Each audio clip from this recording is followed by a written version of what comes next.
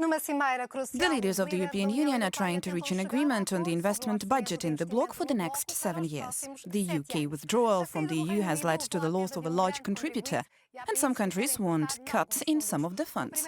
Portugal's Prime Minister António Costa has led the so-called Friends of Cohesion group that is against these cuts, and he is our guest. Prime Minister António Costa, welcome to Euronews. Thanks. The most recent proposal on the table presents a slightly lower budget than the previous one and foresees cuts in the common agricultural policy and in the cohesion funds, so that there is more money for areas such as migration or defense. How do you intend to tackle this proposal and get the support, in particular, of Germany and France, which are the countries that contribute the most?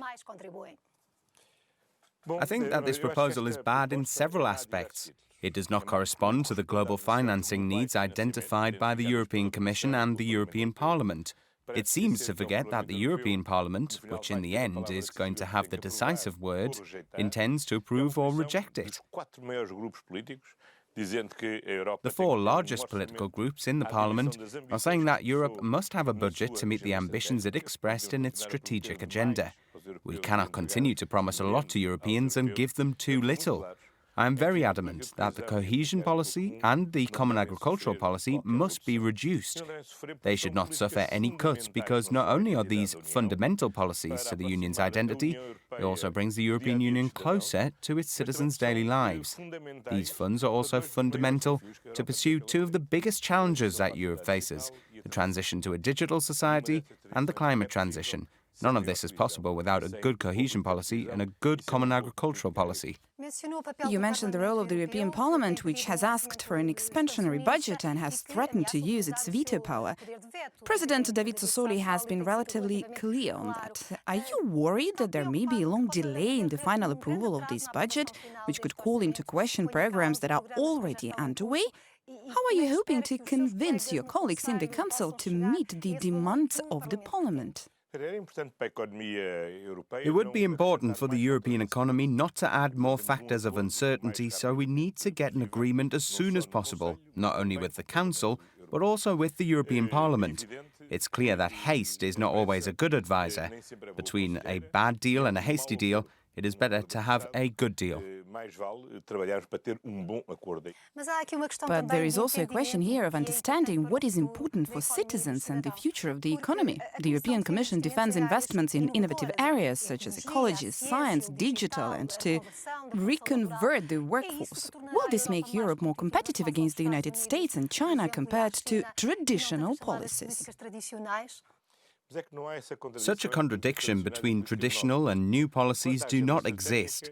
As for the strategic agenda, there is total agreement. It was approved by the Commission and approved by the European Parliament, and all financial instruments have to compete for that objective. It is fundamental to make a transition to the digital society, and certainly it implies greater investment in science, but also implies greater investment in the qualification of people to leave no one behind in this transition process. Now, this investment in particular is covered by the cohesion policy. The transition regarding climate change requires, in particular, a large investment in the preservation of the landscape.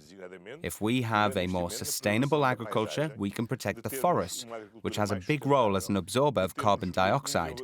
So those efforts also require good agricultural policy. Prime Minister, you're one of the main drivers for a specific budget for the 19 countries in the Eurozone. It's a kind of cushion against the new crisis and also money for reforms. Is the 19 billion euros forecast enough, and how should it be used? That sum is clearly insufficient, but it's a first step. We must now try to create the conditions so that if one day the crisis arrives, we will be in a better shape. It's urgent to have a strong Eurozone budget. It's absolutely essential. As we know, the single currency has very asymmetric effects on different economies. In some economies, it has contributed to better competitiveness. In others, it has harmed the competitiveness. Portugal had a bad experience. But fortunately, since 2017, we have managed to turn the page and converge again with the European Union. Therefore, to invest in the qualification of people and invest in the modernization of the business fabric, to invest in the internationalization of our economy is fundamental for us to be able to converge. When the crisis hits a Eurozone country, it affects all the countries. New sources of revenue are predicted, mainly linked to the Green Deal, such as taxes on activities with high polluting emissions or non-recycled plastics. But does the EU not need to be bold and get taxes from the digital sector and from the financial transactions, for example, which would generate millions in revenues? I think that it is clearly necessary, above all, to have environmental taxes, but those revenues will tend to reduce as we improve and meet our goals for reducing carbon dioxide emissions. We have to diversify.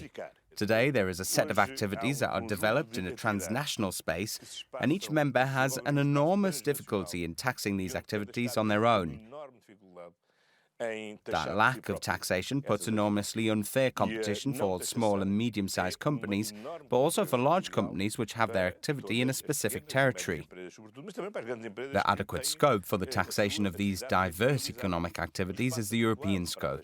This should be and could be a good new source of revenues for the European Union. There is a plan to include new measures related to the respect of the rule of law. Some non-compliant governments would lose funds.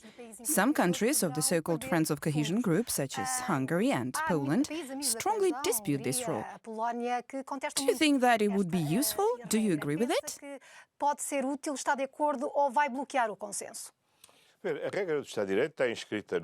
The rule of law is enshrined in the EU treaty, and it is an essential value of the European Union. There cannot be countries in the European Union that do not respect the rule of law. Now, this principle, precisely because of its importance, cannot be applied exclusively when we are talking about the budget. This principle has to be applied generally to the participation of each member state in the European Union. If this question of the rule of law is linked to the debate about the budget, we give the impression that we are defending not the value of the rule of law itself, but that the rule of law is being used as a pretext for spending less on our union. What we have to understand is that anyone who believes in the European Union must invest in the European Union. Thank you very much, Prime Minister Costa.